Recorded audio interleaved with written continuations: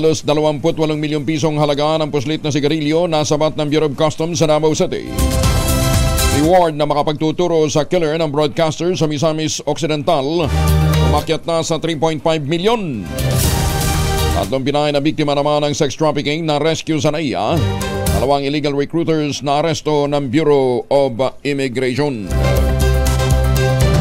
Kasama natin ang buong radyo natin FM nationwide ang ating action radio station sa Luzon, Visayas at Mindanao. 91.7 BNFM Radio sa Cebu at 94.3 FM sa Jensen. Magandang umaga, Pilipinas! Magandang umaga sa mga Pilipino sa mumpung panig ng mundo. Magandang umaga sa ating mga suking mga seafarers na naglalayag ngayon. Muli, maraming salamat po sa inyong mga pagsisikap sa inyong ipinapadalang dolyar para mas maging matatag ang ating dollar reserve. Sa detalye ng mga balita, isang low-pressure area na nasa labas pa ng Philippine Area of Responsibility ang inaasahang mag-develop bilang isang bagyo. Papasok ito sa bansa sa Miyerkules. Huling namataan ang naturang LPA sa layong 2,045 km silangan ng northeastern Mindanao. Tatawagin ito sa pangalang Kabayan kapag pumasok na ng PAR. Ayon kay Obed Badrina ng Pag-asa, hindi pa nila matiyak ang dadaanan ng bagyo, ngunit kapag ganitong buwan, ang bagyo ay pumapasok sa Visayas at nakakaapekto sa Bicol area. Sa pagtaya pa ng Pag-asa, 1 hanggang 2 bagyo ang papasok ng PAR ngayong Nobyembre. Samantala, sinabi din ni Obed Badrina na ang Northeast Monsoon o Amihan at ang Shear Line ang makakaapekto naman sa Northern at Central Luzon. Nagdadala ng mga pagulan partikular na sa Hilagang Luzon, Ilocos Region, Cagayan Valley at Cordillera Administrative Region. Ang Metro Manila naman at kalapit na lalawigan ay makakaranas na mainit na panahon at may tsansa ng thunderstorm sa dakong hapon o gabi. Umabot naman sa 38 Chinese vessels ang namataan na nasa paligid ng Ayungin Shoal. Ayon sa Coast Guard, ito ng pinakamaraming barko na kanilang naitala sa Ayungin Shoal na sakop ng 200 km exclusive economic zone ng Pilipinas. Sa nasabing bilang, 16 ang maritime militia vessel na physical na monitor, 12 Chinese militia vessels at 5 naman ang China Coast Guard. At meron pang 5 mula naman sa People's Liberation Army. Yan man nilinaw ni Coast Guard spokesperson for West Philippine Sea, Commodore J. Tariela. Hindi lahat ng namataan nilang Chinese vessel ay kasama sa panibagong panghaharas noong Biyernes. Sinabi ni Tariela na 11 sa mga ito ang nagsagawa ng dangerous maneuvers sa kanilang mga barko at resupply boats. Ikinasa ng Armed Forces of the Philippines kasama ang Philippine Coast Guard ang isang field training exercise upang mapalakas ang maritime cooperation at preparedness ng bansa. Bahagi ito ng nagpapatuloy na joint exercise Dagit Pa ng Sandatang Lakas ng Pilipinas. Sabay-sabay na naglayag sa Ilocos Norte ang barko ng Navy na BRP Ramon Alcaraz at BRP Nestor Reynoso, hindi ng BRP Malapascua ng Coast Guard. Habang lumipad naman ang Philippine Navy aircraft NB320 Islander na siyang nagmamonitor sa galaw ng mga sasakyang pandagat sa kasagsagan ng pagsasanay. Iniimbestigahan na ng otoridad ang napaulat na pagtaas ng bilang ng mga namamalimo sa mga kalsado sa Metro Manila na ginagamit ng sindikato. Dati mga bata, at saka may mga nanay na may bitbit na baby. Ngayon alam ba ninyo mga namamalimo sa kakali? Nasaan katerba? Mga matatanda. Oy, kayong mga anak nito, mga matatandang ito, mahiya naman kayo. Pinapayagan yung malagay sa panganib ito pong mga matatandang ito, Ayon sa Department of Social Welfare and Development Secretary Rex Gatchalian, nagpapatuloy ang kanilang investigasyon sa nasabing usapin dahil merong isang syndicated group na sinasabing sinasamantala ang mga indigenous people. Sinabi pa ni Gatchalian, kakasuhan nila ang mga nasa likod ng human trafficking kung saan ginagamit ang mga street beggars sa pamamalimos. Sa bahagi naman ng Metro Manila Council, inihayag nito na iniimbestigahan na rin ng mga otoridad ang sambuatan ng mga pulubi at sindikato. Pakiusap lang ho natin sa mga otoridad. Pakiagahan na lamang ho ninyo. Mukhang hindi nyo naman kinakailangan dito ng intelligence at saka confidential fund. Lahat nung nang dumadaan sa mga lansangan nyo, kitang-kita ho yung mga namamalimos niyan eh. Nasabat ng Bureau of Customs ang halos 28 million pesos na halaga ng smuggled na sigarilyo sa Davao City. Ayon kay Customs Commissioner Benvenuto Rubio, nasabat ang mga tauhan sa Port of Davao sa tulong ng Naval Forces Eastern Mindanao ang nasa 717 master cases na naglalaman ng mahigit sa 85,000 reams ng iba't ibang brand ng sigarilyo na ang kabuang alaga ay umaabot ng 27.6 million pesos. Kagad na nagpalabas ng warrant of seizure and detention si District Collector Marites Martin sa mga nakumbiskang sigarilyo at ngayon ay nasa isang bodega. Pinuri naman ni Rubio ang mga tauhan ng Port of Davao at ang Philippine Navy sa kanilang pagbabantay laban sa mga produktong iligal na pinapasok sa bansa.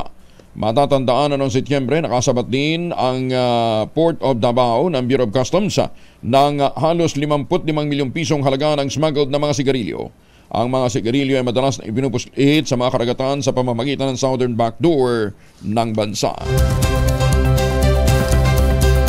11 minuto na makalipas ang alas 4 na dagdagan pang alok na pabuya sa mga pagtuturo sa mga killer ng radio anchor na si Juan Jumalon. Ayon kay Misamis Occidental Provincial Governor o sa Provincial Government, 3.5 billion pesos na ang patong sa ulo ng mga suspect. 3 milyon dito ay pabuya sa sinumang law enforcer na makakaaresto sa gunman. Ang kalahating milyon naman ay sa makapagtuturo sa mga otoridad.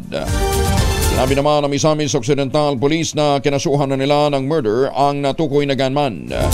Pero hindi din detalye ng pulisyang motibo sa pagpatay kay Jumalon dahil baka maalerto ang mga dawit sa kaso at ma-preempt ang kanilang case build-up. Umamin si Vice President Sara Duterte na may pinagdaraan ng pagsubok sa politika ang kanyang ama. Ganyan tumanggi ang Vice Presidente na magbigay ng detalye kaugnay nito.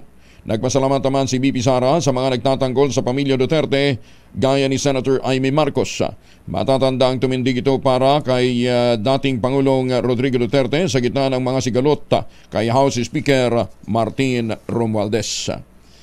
Binigyang kapangyarihan naman ang Pangulong Bongbong Marcos na tanggapin o ibasura ang inirekomendang appointee sa board ng Maharlika Investment Corporation. Nakapaloob ito sa Revised Implementing Rules and Regulation ng Maharlika Investment Fund Act.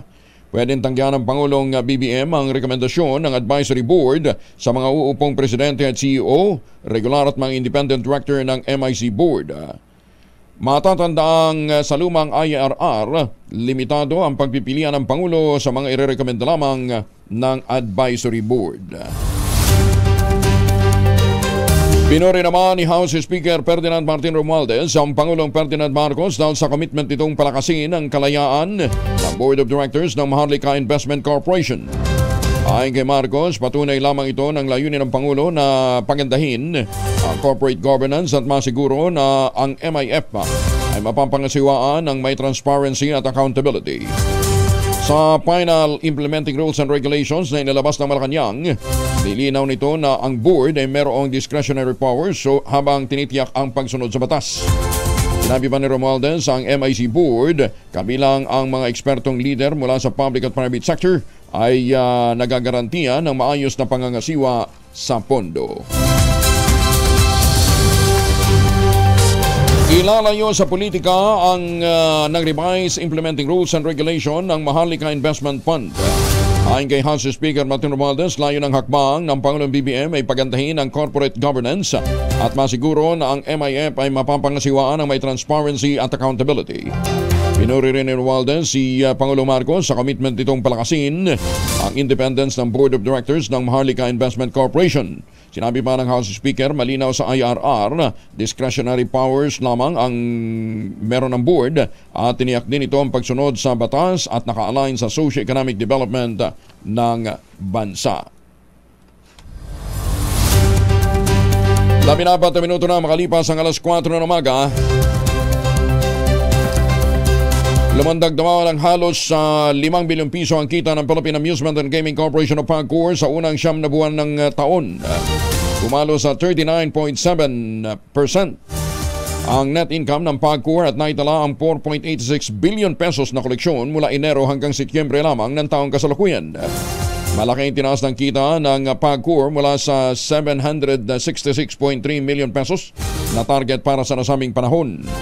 Ayon naman kay PAGCOR Chair at CEO Alejandro Tenco, resulta ito ng patuloy na pagbuti ng operational capacity ng gaming sector sa bansa.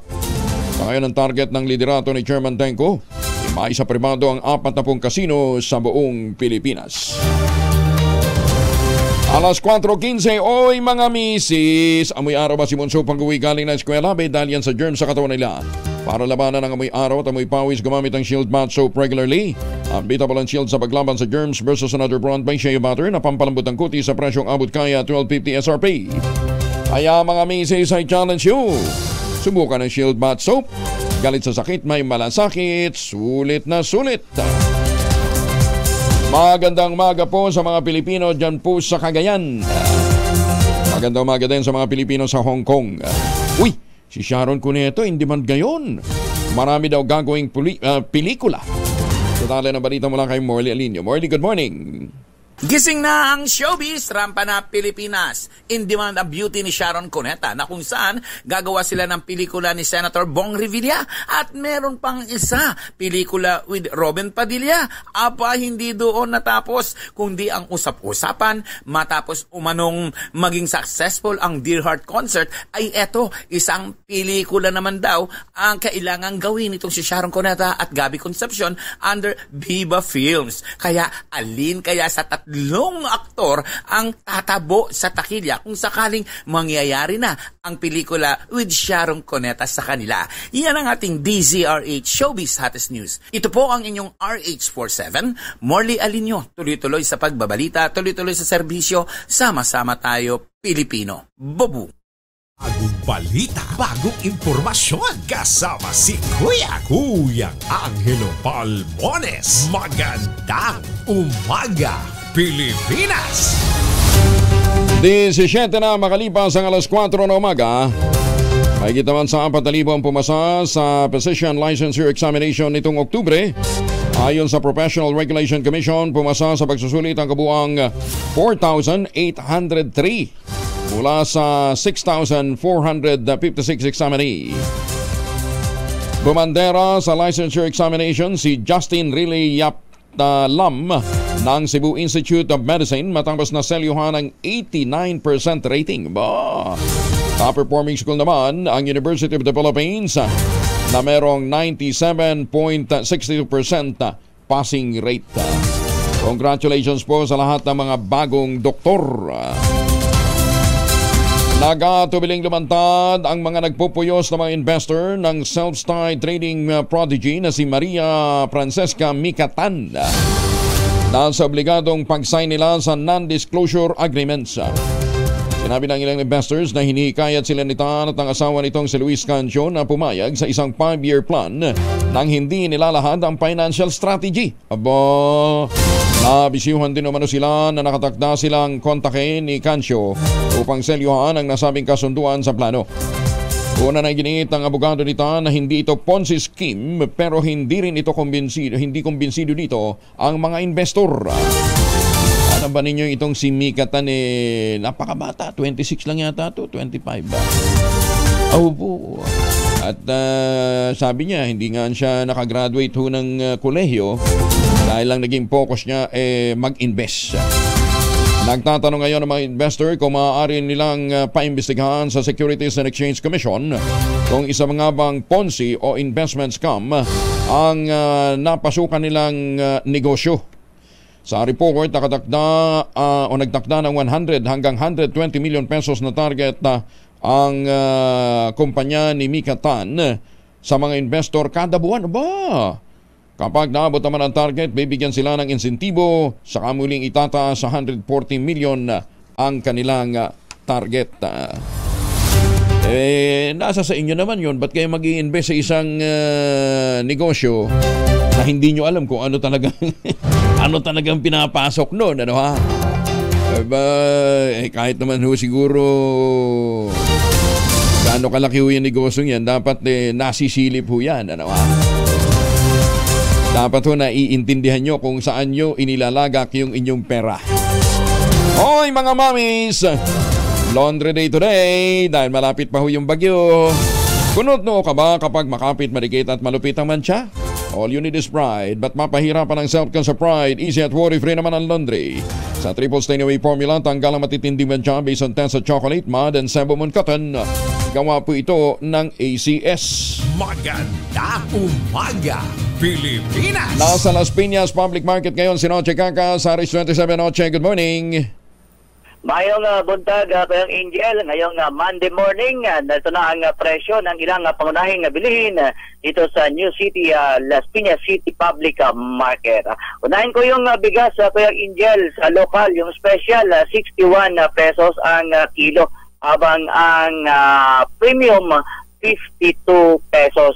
Punta natin yung tilapia, 160 ang kilo, habang yung bangus, 160 rin ang kilo. Beef wrap dito kay Angel, 470 ang kilo. Yung beef brisket naman 390, kasim 280, liempo 330, habang ang whole chicken bumaba na sa 165 ang kilo. Ang itlog bawat isa nasa 8 pesos and 50 centavos. Punta naman natin yung ampalaya, 90 pesos ang kilo. Yung sitaw 80, pechay native 80 pesos, kalabasa 80. Ang talong tumaas na sa 115 ang kilo, habang ang kamatis ganun din nasa 115 ang kilo. Carrots sa Angel 170, habichuelas 100, ang white potato 160 ang kilo, habang yung pechay bagyo 80 pesos. Isama natin yung sayote 65 na pesos. Sibuyas sa pula kay Angel 130, at yung garlic imported 145. Luya local 190, habang ang siling labuyo bumaba nasa 350 na lang ang kilo. Kalamansi 110, lakatan 100, latundan 70, papaya solo 50 pesos, habang ang mangga nakapako pa rin sa 200 ang kilo.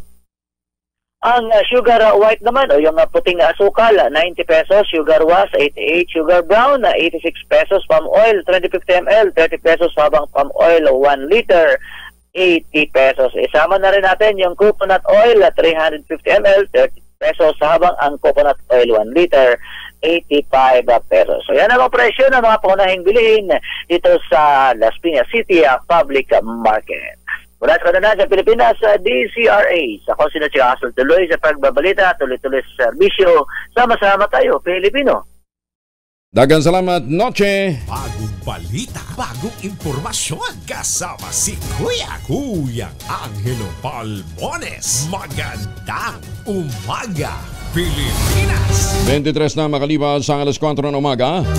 Suportado naman ng dalawang kongresista ang panukala ng kinatawan ng Santa Rosa City na si Congressman Dan Fernandez na hatiin sa 3 ang prangkisa ng Meralco o Manila Electric Company.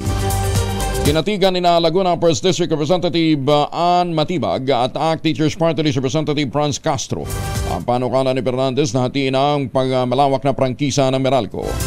Paliwanag ni Matibag, ang Meralco ay monopsony ng electricity market sa Pilipinas na siyang pinakamalaking distribution utility pagdating sa demand ng kuryente sa buong bansa. Sa halipan niya na tulungan ng mga consumer na makatipid sa kanilang binabayarang kuryente. Pinili ng Meralco na kumita bilang supplier ng kuryente, kung saan tinukoy ng kongresista na mula sa 3 pesos per kilowatt hour noong 2000, ngayon ay 12 pesos per kilowatt hour na ang singil na Meralco. Naniniwala naman si Castro na totoo ang naging pahayag ni Congressman Dan Fernandez na Pilipinas ang may pinakamahal na kuryente sa Asia, dahilan kaya hindi lubusang pumapasok sa bansa ang mga foreign investors at maging mga lokal na investors ay umaalma sa napakataas na power rates. Nagpahayag naman ng suporta si Senator Bongo sa panukalang taasan ng sweldo ng mga manggagawa sa gobyerno habang sinusulong ang pagpapahusay sa kompensasyon at benepisyo para sa mga teacher, kasama ng budgetary support para sa National Academy of Sports na nasa New Clark City sa Tarlac. Sa Senate Plenary Deliberation para sa 2024 budget ng Department of Education, Nabanggit ni Senator Go ang sinabi ni Budget Secretary Amene Pangandaman na merong 17 billion pesos na inilaan para sa Salary Standardization Law 6 para sa panukalang 2024 national budget. Sa pamamagitan nito, sinabi ni Senator Go na posibleng sa susunod na taon magkaroon ng wage hike ang mga nagtatrabaho sa pamahalaan. Sana all. Kaugnyan nito, nanawagan naman si Senator Go sa DepEd na i-advocate din ang mas mahusay na kompensasyon para ganti ng mga benepisyo para sa mga teacher. Kasabay ng panukala ng kanilang extraordinary na dedikasyon o pagkilala sa kanilang extraordinary dedication at hindi matatawarang kontribusyon sa paghubog ng kinabukasan ng bansa. Handang Umaga Pilipinas. Masanto siya kabasani si Kiamin sa ating mga kabayan dyan sa San Nicolas, Pangasinan. Samantala, magandang umaga din sa mga taga Marinduque. Isang tatay naman na naglalako ng tinapay, pinagbabaril, patay. Ito po'y sa Sitio Tugal, Midsayap, North Cotabato. Detalye na balita mula kay Jun Dimakutak, Aris 19. Assalamualaikum, Jun. Alaikumasalam, Kuyang Angel. Dead on the spot ang isang ama ng tahanan habang naglalako ng negosyong tinapay sa bahagi ng Sitio Damagi, Barangay Tugal, Midsayap Special Geographic Area ng BARM. Binaril sa ulo ng hindi nakikilalang lalaki habang nakatalikod ang biktima na kinilalang si Ginoong Ricardo Bibita Bigbig na kilala sa palayaw nitong Manong Cardo. 68 years old, residente ng Purok Daisy, Barangay Kimagango, Midsayap, Cotabato Province. Batay sa report ng Midsayap PNP, pinara ng mga suspek ang biktima sa pag-akala nitong bibilhan siya ng tinapay. Habang kausap niya ang isa sa mga suspek, ang isa naman ay nasa likurang bahagi na siyang bumaril sa biktima. Ayon sa PNP, nawawala rin ang bag ng biktima na may lamang pera na benta nito na tinangay umano ng mga suspek. Sa tulong ng ilang witnesses, inilunsad ang hot pursuit operation ng Midsaya PNP laban sa mga suspek. Mula sa kaununahan sa Pilipinas, DZRH, ako si RH19, Jun Dimakutak, tuloy-tuloy sa pagbabalita, tuloy-tuloy na serbisyo, sama-sama tayo Pilipino. Sokran Jun, sa Mindanao pa rin, inarangkada ng gobyerno ang Bagong Pilipinas Servicio Payer sa Bukidnon. Puntang sa matig paminaw nato riyan sa Bukidnon, pinangunahan ni House Speaker Martin Romualdez ang pagbubukas ng Servicio Payer bilang kinatawan ng Pangulong Bongbong Marcos. Nasa 110,000 na mga residente ng lalawigan ang nakinabang mula sa 379 million peso cash assistance at government service sa ilalim ng programa. Sinabi naman ng Romualdez na ang founding principle sa likod ng Bagong Pilipino Servicio Payer ay hamon ng pamahalaan sa mga ahensyang ilapit sa publiko ang mga serbisyo nito. Ayon pa sa House Speaker, layo ng Servicio Payer na hindi lamang apurahin kundi palawakin pa ang pagbibigyan ng serbisyo publiko ng pamahalaan. Bawat lugaran niya na mapupuntahan ng Servicio Payer, asahan na makatatanggap ng ayuda, mga impormasyon at gabay sa lahat ng mga problemang kinakaharap ng taong bayan, kaugnay ng kalusugan, edukasyon, hanap buhay at marami pang iba. Mahigit naman sa 418,000 pesos na halaga ng droga na kumpiska sa magkakahiwalay na drug operation dyan po sa Bataan. Detalye ng balita mula kay Danny Kumilang, Aris 37 Danny. Umabot sa mahigit sa 418,000 piso na halaga ng droga ang nasamsam ng mga otoridad sa magkakahiwalay na drug operation sa lalawigan ng Bataan. Ang drug operation ay isinagawa sa 3 bayan sa Bataan. Ito'y sa bayan ng Limay, Dinalupihan at Orani. Sa barangay Upper Duali Limay, 2 drug suspect ang arestado at nakumpiskahan ang mga ito ng 37 gramo ng shabu na nagkakalaga ito sa kabuuan na 248,880 piso. Sa barangay Layak, Dinalupihan, arestado ang isang drug suspect at nakumpiskahan naman ito ng 15 gramo ng shabu na nagkakalaga ang kabuuan nito sa 102,000 piso. Sa barangay Doña Orani, 10 gramo ng shabu ang nakumpiska na nagkakalaga naman ang kabuuan nito sa 68,000 piso. Ang mga naarestong drug suspect ngayong araw ng Lunes ay nakatakda sumailalim sa inquest proceeding sa kasong isa sa pampaglabag sa RA 9165 Comprehensive Dangerous Drug Act. Mula sa kauna-unahan sa Pilipinas, DZRH, ito si Danny Kumilang. Tuloy-tuloy sa pagbabalita, tuloy-tuloy sa serbisyo. Sama-sama tayo, Pilipino! Maraming salamat, Danny. May paaba kay kayungan sa ating mga kababayan dyan po naman sa Pampanga. Motorsiklo bumangga sa poste ng ilaw sa Ordonete City sa Pangasinan. 2 din ang patay. Detalye ng balita mula kay Freddy Pajardo, Aris 38 Freddy.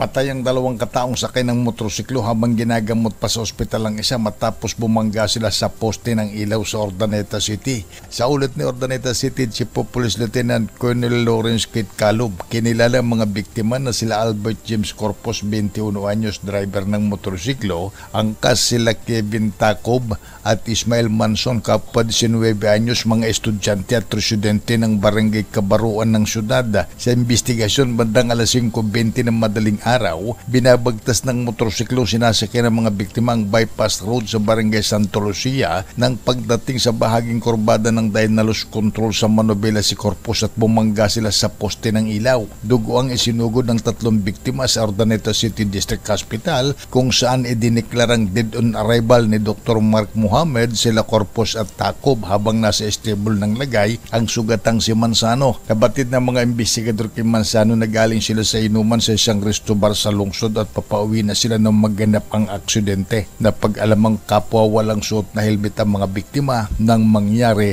ang aksidente.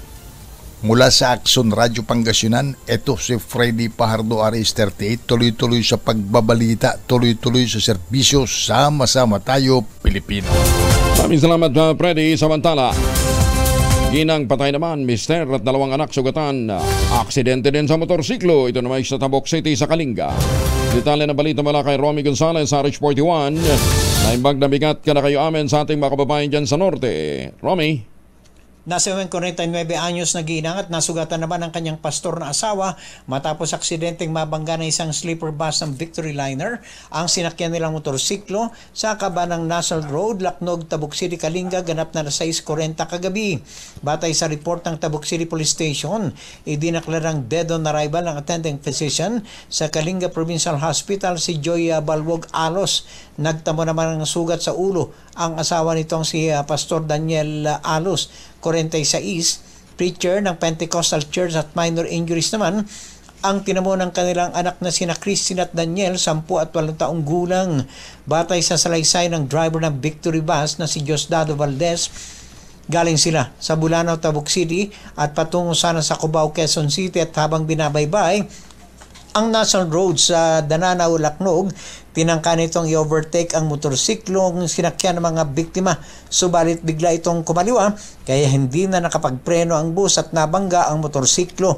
Dahil sa malakas na pagkakabangga nito, tumila po ng 4 na magkakapamilya sa kalsada.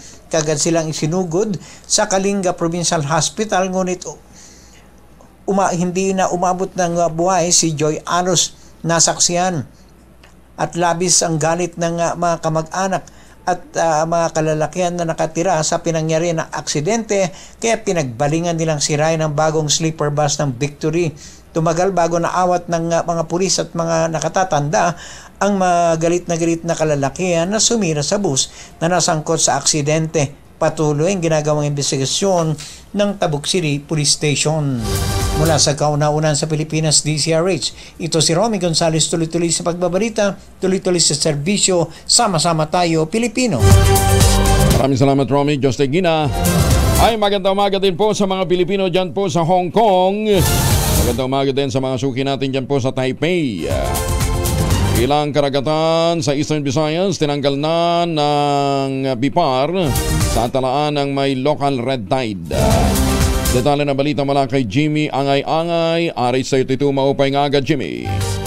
Tinanggal na ang local red tide advisory sa Makeda Bay sa karagatan ng Samar. Ito ang sinabi ni Bureau of Fisheries and Aquatic Resources Information Officer Christine Grisula sa isang panayam. Ayon kay Grisula, ang Makeda Bay sakop sa karagatan ng bayan ng Yabong, Motsong, Parana, San Sebastian, Calbiga, Pinabagdao at Hinabangan. Kaya ligtas ng mga harvest ang mga residente at kainin ang tahong o kahit anong shellfish sa naturang karagatan. Ang may local red tide advisory na lang ngayon ang Kambatutay Bay sa karagatan ng Katbalogan, Mataray na Bay sa Eastern Samar, sakop ang bayan ng General MacArthur, Kinapundan, Hernani at Salcedo. Mula sa Action Radio Tacloban, ito si RH32 Jimmy Angay-Angay. Tuloy-tuloy sa balita, tuloy-tuloy sa serbisyo, sama-sama tayo, Pilipino. Dagan salamat, Jimmy. Alas 4:34. Ipinagdiriwang ngayong Nobyembre ang National Environmental Awareness Month. Sa ilalim ng Environmental Awareness and Education Act of 2008, Laan itong palakasin ang pagpapahalaga sa kalikasan at mapag-usapan ang mga isyung pangkapaligiran gaya ng polusyon at climate change. Kasado naman ng Youth Climate Congress sa Region 6 sa Nobyembre 17 kasabay ng pagdiriwang ng Climate Change Consciousness Week at Clean Air Month. Sa Brazil, isang photographer at ang kanyang misis ang nagtanim naman ng 2 milyong puno sa loob ng 20 taon upang maisalba ang kalbong kagubatan at maibalik ang tahanan ng mga hayop. Kita ho ninyo, hindi imposible kung talagang seryoso lang. Ito mag-asawa lang, walang national greening program ho dito. Walang pondo galing sa gobyerno ng Brazil. Pero dahil po sa kanilang kagustuhang mapanumbalik ang sigla ng bundok, nagawa nilang makapagtanim ng mahigit sa 2 milyong puno. Ayon naman sa United Nations Food and Agriculture Organization, 129 million hectares ng kagubatan o katumbas ito ng laki ng South Africa ang nawala na sa mundo simula noong 1990 dahil sa deforestation. Kaya maraming salamat ho sa mga katulad ng mag-asawang ito sa kanilang pagsisikap na maibalik ang sigla ng bundok. Congratulations din at tayo hindi magsasawang purihin si Congressman Ador Pleito dito naman sa kanyang actually hindi panukala, pagtatanim ng kawayan dyan po sa watershed ng Angat at Norsagaray. Para ho sa ating dagdag kaalaman, alam ba ninyo na ang Gunong Padang ay itinuturing na pinakamatandang pyramid sa buong mundo? Hindi po ito hindi ho sa Egypt. Ang Gunong Padang ay 98 feet ang taas. Matatagpuan po ito sa Indonesia. Nung ginamitan po ng radiocarbon techniques ng madalubhasa para i-redate kung ilang taon na nga ba itong Gunong Padang, nabisto ang totoong edad ho nito. At lumalabas po na ito'y natuklasan ng mga Dutch explorers noong pang 1890. At batay nga po sa radiocarbon dating techniques na ginamit, napatunayan na ito ay pinakamatandang pyramid sa buong mundo. Galing, Anong petsa natin ngayon? Ngayon ay 13. Alam ba ninyong sa Sabado, November 18, ang huling pagsikat ng araw yan po naman sa Barrow, Alaska. After November 18, ang susunod na sikat ng araw na nila ay January 23. Diyan nagkatotoo yung pelikulang Nagalit ang Araw sa Tagal ng Gabi. Pantakin ninyo, 65 days ho silang walang araw. Kaya dapat ipagpasalamat ho natin at araw-araw meron ho tayong sikat. Meron tayong pagbangon, meron tayong gising at may sasalubungin tayong haring araw. Sa Barrow, Alaska po, November 18 hanggang January 23, total darkness. Wala ho silang araw na inaasahan for the next 65 days after November 18. Kita nyo? Maganda umaga, Pilipinas! Eto pa meron pa tayong dagdag na kaalamang bibigay ko sa inyo. Alam mo ba ninyo na may mga punong naglalakad? Ay sabi ko sa inyo nakakaramdam talaga ang puno Yung Socrates exorisa, yan po ay palm tree na native ng rainforest ng Central at South America. Naglalakad ho yan. Up to 65 feet each year ang kanilang paglakad para humanap ng best habitat kung saan sila pwede mabuhay. Ganon katindi ho. Kaya dapat ho talaga minamalasakitan ho natin ang inang kalikasan. Hindi natin, may pakiramdam din pong puno, baka akala ho ninyo. Maganda umaga, Pilipinas. Doon sa mga nagpapako sa mga puno pagka panahon ng kampanya, mahiya kayo ha. Dalawa po ang formulation ng family alcohol na pwede nating pagpilian. Yung family 70% isopropyl alcohol, especially prepared for clinics, hospital, pharmacies, laboratories, pero okay na okay din po yan sa mga households. Very effective sa disinfection at sterilization. Ganyan ang bagsik ng family 70% isopropyl alcohol. Maghapon man natin gamitin. Hindi po manunuyo ang ating mga kamay dahil meron po itong moisturizer. Yun ang mga mabangong family wrapping compound improved alcohol. Yan po yung isopropyl alcohol na ginagamit ho ng mga masahista, mga barbero, mga doktor, mga nurse, mga komadrona for sponge, bathing, and other cleansing purposes. Family wrapping alcohol parang DCRH book na sa mahabang panahon. Mabibili sa namang butik at convenience stores nationwide. Family wrapping alcohol, hindi lang pampamilya, pang sports pa. Maganda umaga, Pilipinas. Lalaki patay naman matapos magbabarilin sa lungsod ng Himamaylan. Detalye ng balita mula kay Rex Cantong, RH46, may nga Rex.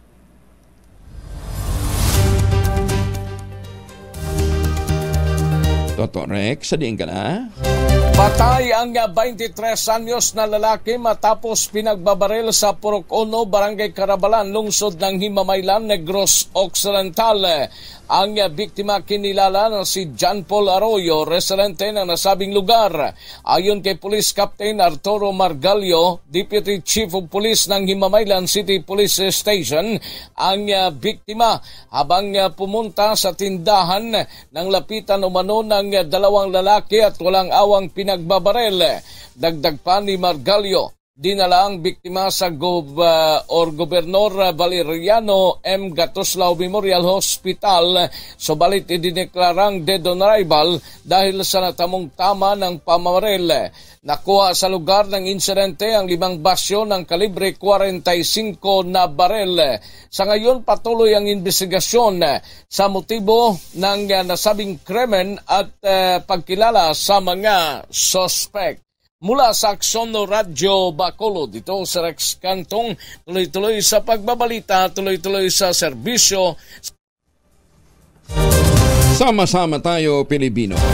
Maraming salamat, Rex. Pagkamatay naman ng isang preso sa isang municipal police station sa Catanduanes, pinaimbestigahan. Detalye ng balita mula sa radyo natin, Biraca.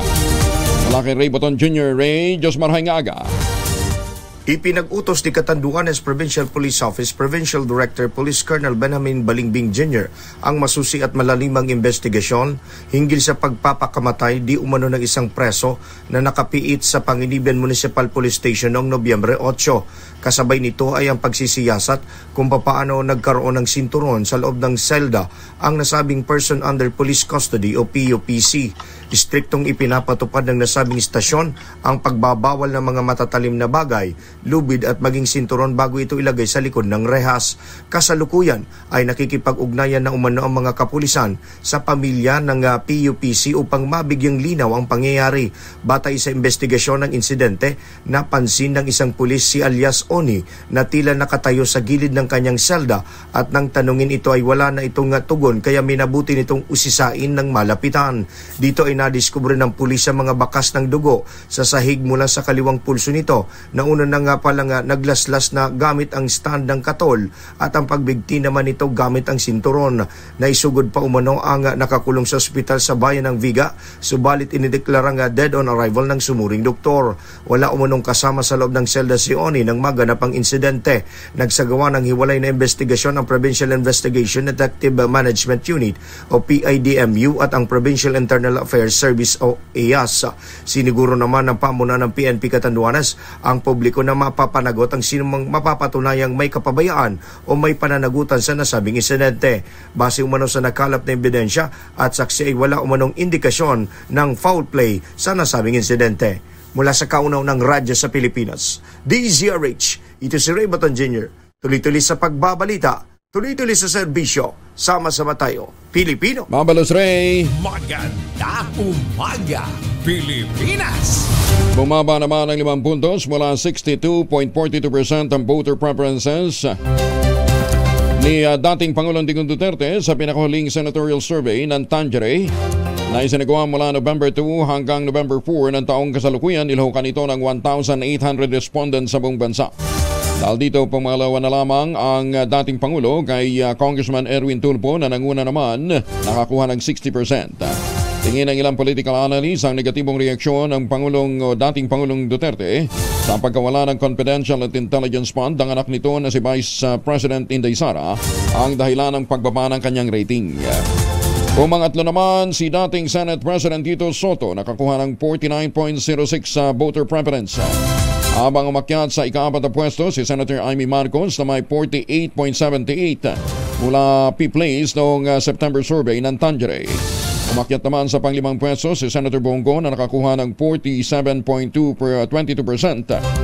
Nasa ika-6 na pwesto ay iba pang pasok sa Magic 12 sina dating Manila Mayor Isko Moreno, dating Senator Manny Pacquiao, dating si Dr. Willie Ong, si Senator Pia Cayetano, Senator Bato de la Rosa, Senator Francis Tolentino at Senator Lito Lapid. Naniniwala naman si Senator Amy Marcos na bumaba ang approval at trust ratings ng Pangulong Bongbong Marcos dahil sa sirit presyo ng mga bilihin, partikular na ng bigas at iba pang pagkain. Ayon sa Senadora, mahalagang tutukan ng pamahalaan ang usapin ng food supply sa Pilipinas. Dapat din niyang tangkilikin ng gobyerno ang bigas ng mga lokal na mga magsasaka at huwag nang umasa sa panay importation. Hindi makapaniwala si Senator Amy Marcos sa kasalukuyang takbo at mga nangyayari sa local rice industry. Sinabi pa ng senador na rason din ng bumabang ratings ng Pangulong BBM ang naging serye ng taas presyo ng petrolyo na posible na raw lumala pa dahil naman sa geopolitical factors gaya ng Russia-Ukraine at Israel-Hamas war. Well, maliwanag to, no? Dahil ang taas-taas ng presyo ng bigas, we live and die sa presyo ng bigat. Ang taas ng bigat, ang taas ng pagkain, napakamahal ng pagkain sa ating bansa, kailangan talagang tutukan ang food supply. Importante yon. Ikalawa, yung mahirap nating resolbahin, itong petroleum products, na sa tingin ko lalala pa dahil sa Israel at Middle East. So, itong sa oil naman, matagal ko nang sinasabi, kung maaari sana, tanggalan na lang tayo ng VAT, VAT and withholding. Kasi ayaw nila nung excise tax, masyadong malaki daw yung collection, malulugi daw gobyerno.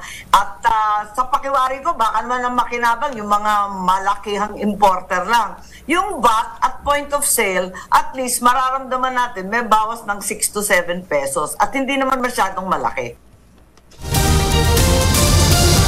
And speaking of importation, nakakayaho talaga na ang Philippines ay top importer ng bigas sa buong mundo. Bay, mantakin ho ninyo, tinalo pa ho natin yung ibang mga bansang hindi naman talaga nagpo-produce ng bigas. Tayo ho ang top importer ng bigas sa buong mundo. Pakita nga natin yung listahan ng mga top importer ng bigas sa buong mundo, RHTV. Di ba dito lang nag-aaral sa atin ho yung mga eksperto mula sa Vietnam? Kita ho niya, talo pa ho natin ang Malaysia, ang Singapore. Ngayon, kung bibili ho tayo ng bigas, ang isipin ho natin, ano ba yung pinakamasustansyang bigas? Maniniwala ba kayo na yung red rice ng Kalinga? Matay ho sa mga pag-aaral, ang pinakamasustansyang bigas.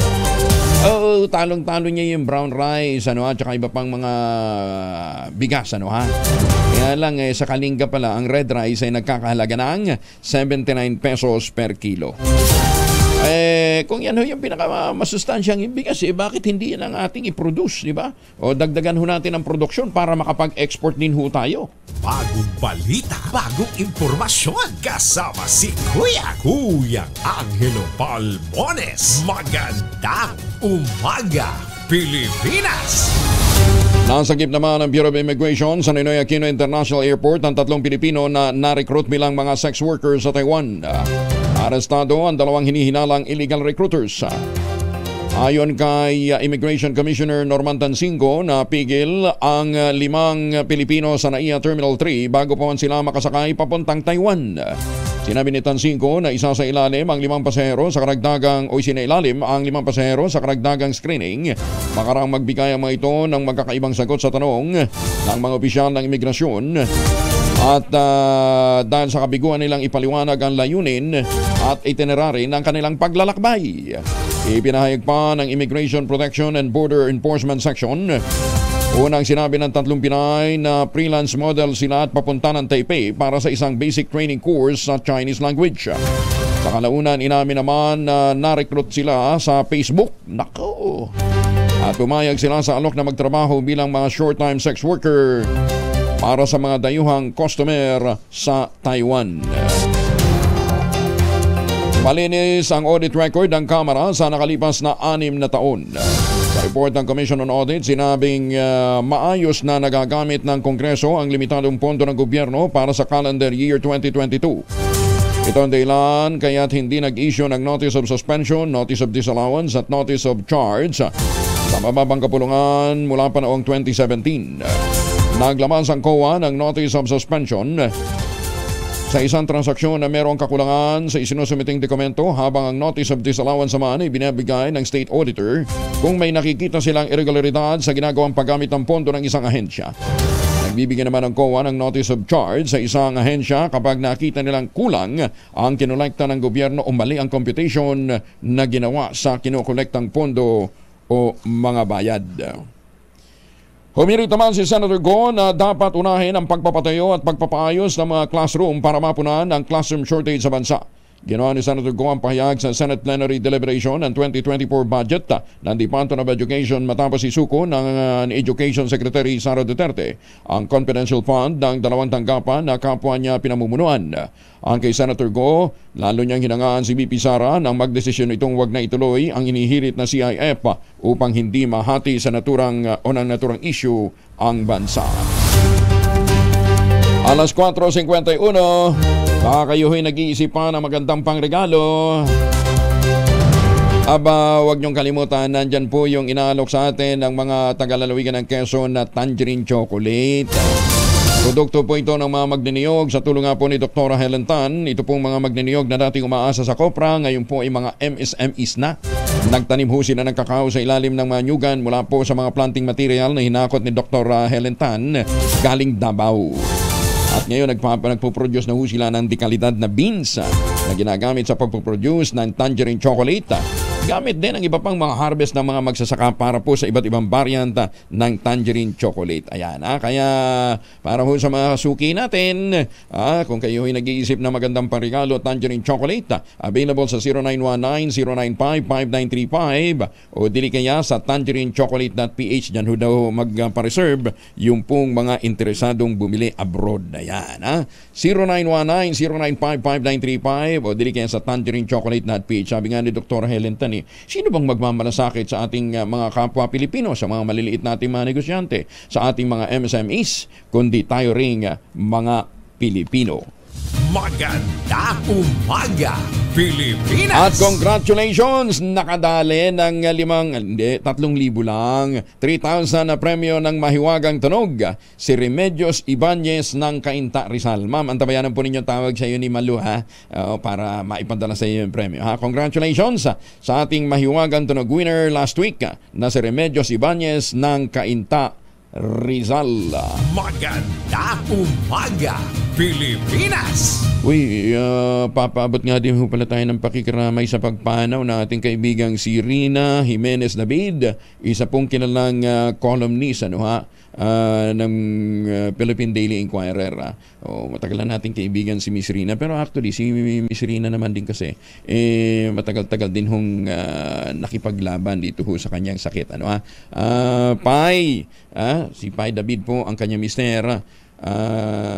Pai, kung nakikinig ka man ay condolence. At saka para ho doon naman sa mga kaibigan, kakilala at mga naging bahagi po ng command ni Major General Ariel Bernardo, ang kanyang labi ay nandyan pa rin ho sa libingan ng mga bayani. Ang paghatid sa kanya sa huling hantungan ay sa November 18, 2023. Ayan, si Major Ariel Bernardo po ay isa po sa mga respetadong opisyal ng Philippine Army bago ho siya nagretiro. Binigyan dinala ho siya diyan sa sa libingan ng mga bayani last week para po sa isang military honor. Yan, so magtatanggal ho ang kanyang labi diyan po sa libingan ng mga bayani chapel hanggang November 18. On a better note naman. Ayan. Congratulations! Congratulations naman kay Dr. Roby Cristobal. Si Dr. Roby Cristobal po ay pinakalangalan itong nakalipas na linggo. Napanalunan niya ang first place ng Ulat Sipag Award for Broadcast ng Department of Science and Technology, PICARD. Ayan, Dr. Roby, congratulations. Ingat ho kayo. And eto pa, congratulations din sa De La Salle Sobel School. Nagkampiyon ho naman ito mga bata. Binabanggit natin last week. Under 18 sa Singapore Singa Cup 2023. Asia's premier international youth football tournament. Yan, congratulations sa mga pambato po ng Pilipinas mula sa De La Salle Sobel School. Ayan, nadali ho nila. Mantakin ho ninyo, tinalo ho nila. Mamaya makakausap po natin yung coach. Andiyan na ba si Coach Malu para makakausap natin? Kung sino-sino yung mga bansang tinalo nito pong grupo ng De La Salle Sobel School. Dito po sa Premier International Youth Football Tournament sa Singapore. Maganda umaga, Pilipinas! Kayo ba pagkagising para bang pagod na pagod? Para bang kulang pa rin ho yung tulog ho ninyo? Wala kayong energy, tapos pagharap mo ng salamin para bang walang glow. Kasi bukod sa may mga tigyamat, ang dami ng mga gatla sa mukha. Kulang ka ho kasi sa tulog. Ganyan. Yung puyat, stress at saka sleep deficiency po, ayon sa mga pag-aaral, napatunayan na yun po nagiging dahilan ng sakit sa puso, hypertension, diabetes, stroke, obesity, poor sexual performance at depression. Kaya kinakailangan ho natin ng sapat na tulog. At hindi lang sapat na tulog, kundi magandang tulog para meron tayong magandang gising. Siyempre, pagka magandang gising mo, maganda yung pakiramdam mo. Ayan, mabuti na lang meron na ho tayong kauna-unahang postbiotic food supplement dito sa Pilipinas, yung pong Ultabio. Ang postbiotic po ay dinevelop ng mga dalubhasa sa Japan at inilagay ho sa kapsula sa pamamagitan nga po na itong Ultabio. Ayan, rehistrado po yan sa Food and Drug Administration at rekomendado ng mga doktor. Available sa Lazada, Shopee at TikTok. Para po sa inyong mga katanungan, po pwede ho kayong magtanong sa 0917-110-6580. Ulitin natin 0917-110-6580 para po sa mga karagdagan hong impormasyon. Pero alam ho ba ninyo, malapit na ho siyang maibenta sa mga paunahing butika dito po sa Metro Manila. Para sa mga taga Zamboanga, available sa John's Pharmacy. Diyan po naman sa San Pedro Laguna sa Pasmed Pharmacy. Maganda umaga, Pilipinas! At tataga ng Philippine Navy at Philippine Coast Guard laban sa harassment ng West Philippine Sea, kinilala ng mga senador. Detalye mula kay Raymond Edpaz, RH28. May buntag, Raymond. Good morning, Kuya Angel. Muling kinilala ng mga senador ang ipinamalas na katatagan ng mga tao ng Philippine Navy at Philippine Coast Guard laban sa panghaharas ng puwersa ng China sa West Philippine Sea. Ayon kay Senate President Juan Miguel Zubiri, pinatunayan ng mga tauhan ng Navy at Coast Guard na hindi sila matitinag kahit na maliliit lamang ang kanilang mga barko laban sa mga dampuhalang barko ng China Coast Guard. Sinabi ni Zubiri na hindi kayang hadlangan ng anumang blockade at water cannon ang ating Philippine Navy at Philippine Coast Guard sapat sa tanggol sa ating soberenya sa West Philippine Sea. Kaisa din si Senador Christopher Bongo sa pagkondena sa pinakauling pambobomba ng tubig ng China Coast Guard sa mga resupply ships ng Pilipinas patungo sa Ayungin Shoal.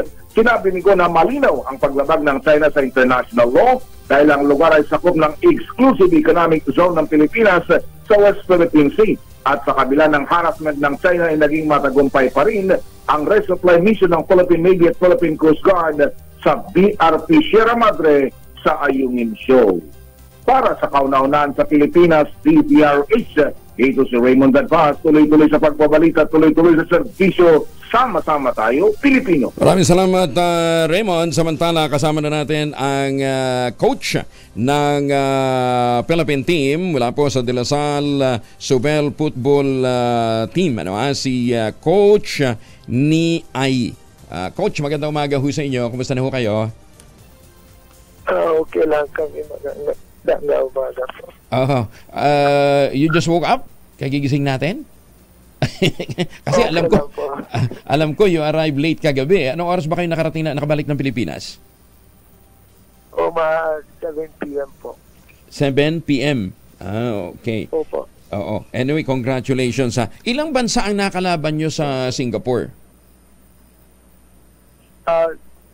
India, Singapore, India, Singapore, Malaysia. India, Singapore, Malaysia. Yeah. Ba't dami, ha? Tapos ilang beses nyo sila single single game lang, paano bang elimination? Yung 4 games, tapos semifinals tsaka finals.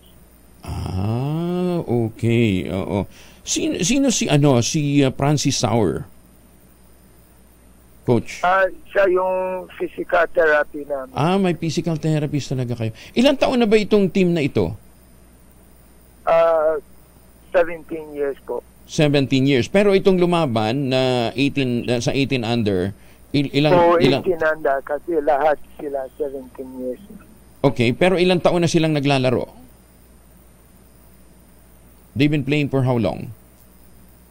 They've been playing for 5 years. 5 years na. Experience. Ang galing, ha? Ito only proves na yung pong coaching na ginagawa ho ninyo ni na Coach Mendy Sultani talagang effective, ha? Congratulations sa inyo. And may susunod pa bang international game o international competition after the Singa Cup? May training camp kami sa Dumaguete coming January. Preparation sa UAP po yan. Pang UAP na, ha? Sige, congratulations and nagpapasalamat tayo sa mga parents nitong mga batang ito for being very supportive sa sports career nitong mga kabataan na ito. Congratulations. And Coach, again, thank you for joining us. Tulog na ho kayo uli. Salamat po. Okay, thank you. Congratulations. Thank you very much. Maraming salamat. Kasama ho sa team na pinangunahan ni na Coach ni Ai at Coach Mendy Sultani, sina Januel Magdangal. Anak po ito ni Judge Ami Magdangal at saka ni Emong. Kasama din si Dirk Goyala, si Bigo Herse, Javier Bengson, Lucas Aguilar, Justin Concepcion, Julio Yoldi, Joshua Yi, Kenzo Chua, Jiwon Kang, Rapi Ocampo, Nicolo Lubaton, Bacos Ekberg, Eta Nicolas Catada, Emilio Montelebano, si Santino Singyan, Andy Logod at saka si Ben Gidor. Congratulations dito po sa mga batang ito. Kagaling. Tinalo ho yung mga nakatapat nila sa Singa Cup 2023. Ganda umaga, Pilipinas! Gusto ko sana kayong bigyan ng bahay. Kaya lang, layo naman. Nandiyan ho kayo sa Parañaque ba ito? Sa Las Piñas. Yung bahay ho na available, na ready for occupancy, nandito po sa sa Central Luzon. Kung kayo ay naghahanap ng murang bahay, available na bahay, 20,000 pesos all-in down payment. At dahil ready for occupancy, after 7 days ng take-out ng Pag-ibig Housing Loan, pwede na kayo maglipat bahay agad. Punta ho kayo sa Severa Mabalacat, Severa Bacolor, Samira, at iba pa mga proyekto ng Westchester Realty. Ito pa rin ang pangarap na magkaroon ng sariling bahay sa presyong abot kaya. Iwas baha ho dito sa mga lugar na ito dahil talaga hong kasama ho sa mga pinaghandaan nila yung maganda at episyenteng drainage system. Available pwede ho kayo tumawag sa 0996-501-5555 o sa 0947-434-5555. Ito pa rin ang pangarap na magkaroon ng sariling bahay sa presyong abot kaya. At kung ngayon ho kayo magpapareserve, may chance pa ho kayong manalo ng bagong kotse. Kaya ano pang iniintay nyo, ha? Magkakabahay na ho kayo, may chance pa kayong manalo ng brand new car. Tawag na sa 0996-501-5555 at 0947-434-5555. Maganda umaga, Pilipinas! At dahil 5:03 na, ito na si Kaobet Badrina mula sa DOST Pag-asa. Inaantabayan na natin ngayong pong Miyerkules ang pagpasok ng isang sama ng panahon na posibleng maging bagyo. Kaobet, good morning! Naputol si Kaobet. Pakiritayan mo si Kaobet, dahil meron tayong minomonitor na sama ng panahon na posibleng maging isang bagyo. Ayon ho sa Pag-asa, ito daw po ay pwedeng maging isang bagyo at tatawagin sa pangalang Kabayan. Ayan, Andiyan na? Okay, sige, balikan natin si Kaobet Badrina mula po sa Pag-asa. Kaobet? Kaobet. Yuhu. Kaobet. Ayaw pumasok eh. 4 na minuto na makalipas ang alas 5 ng umaga. Kaobet. Oo. Mahina yung linya. Sige, habang inaayos ni Greggy Boy. Mahigit naman sa 2,600 na estudyante ang pasok sa scholarship program ng Science Education Institute ng Department of Science and Technology. Bagong batch ng third-year students ang nakapag-enroll sa Priority Science and Technology programs ang makikinabang sa 2023 Junior Level Science Scholarship. Nangibabaw ang 2,669 na mga mag-aaral mula sa 12,566 examinee sa buong bansa nitong nakalipas na Agosto. Welcome naman by SEI Director Dr. Joseph Bio ang bagong batch ng mga scholars na nagpamala sa mataas na potensyal sa larangan ng sensya at teknolohiya. Kabilang sa matatanggap ng mga scholars ay tuition at iba pang mga materyales o mga school fee subsidy. Meron din silang monthly stipend, learning materials o connectivity allowance, thesis allowance, transportation allowance at group health at accident allowance. Hindi ko alam kung si Kaobet Madrina ay dating scholar din po ng SEI. Kaobet, good morning. Magandang umaga po, Sir Angel. Ako, pasensya na po, napuputol yung linya natin. So, ito na po yung lagay ng ating panahon kung saan patuloy ho yung ating pagmamonitor dito sa low pressure area na huling namataan 1,400 kilometers silangan ng northeastern sa bahagi naman ng Mindanao. Sa ngayon ho, Sir Angel, ay malaki yung potensyal na ito ay maging bagyo within the day or pinakamatagal na po or late na ho bukas. No? At posibleng pumasok ito bilang bagyo sa loob ng Philippine Air Responsibility gabi ho ng Wednesday or umaga ng Thursday. So either Wednesday o Thursday nasa loob na ito ng PAR. Hindi pa natin masabi yung talagang magiging track niya, bagamat sinasabi ho natin na ang usual na track ng mga bagyo ay either tumatawid ng Visayas o nag-recurve patungo ng bahagi naman ng Japan. Yun po yung usual na track.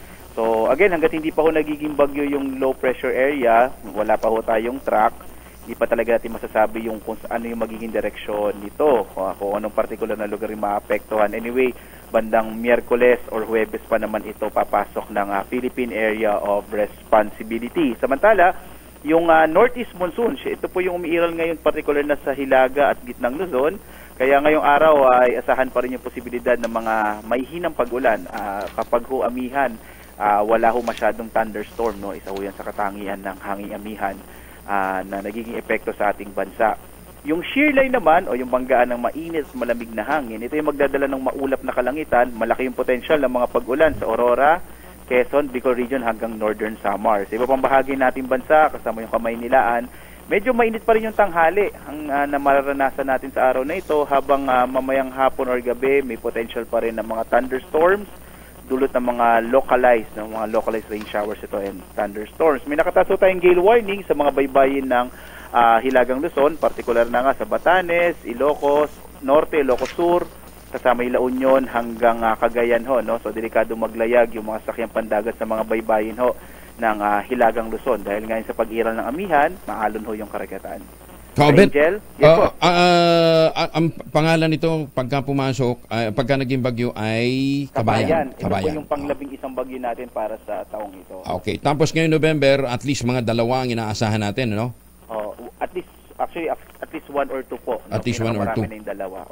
Okay, sige. So, Wednesday ang inaasahan nating pagpasok nito sa, pagpasok.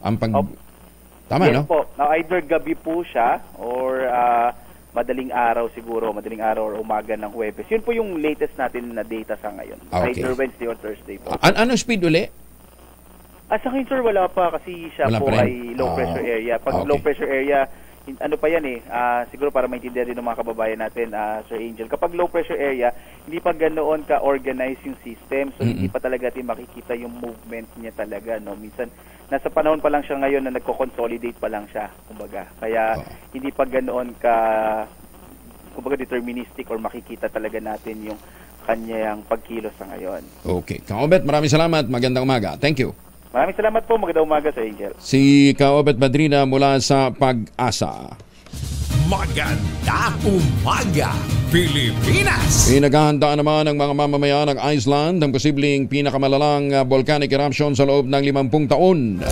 Nagbabala po ang mga eksperto na maaaring wasakin ang pagsabog ng Icelandic volcano ang buong bayan ng Grindavik na may 4,000 mga residente. Naku, nasa bucket list ko pa lang itong Grindavik na ito sasabog na. Ayon sa Iceland Civil Protection and Emergency Management, inaasahang puputok ang bulkan sa loob lamang ng ilang oras o araw. Nagdeklara na ng state of emergency at mandatory evacuation ng gobyerno para sa mga naninirahan sa Grindavik. 33 aktibong volcanic system ang nandyan po sa Iceland. Kaya doon sa mga nangangarap na makapunta dyan, sorry na lang.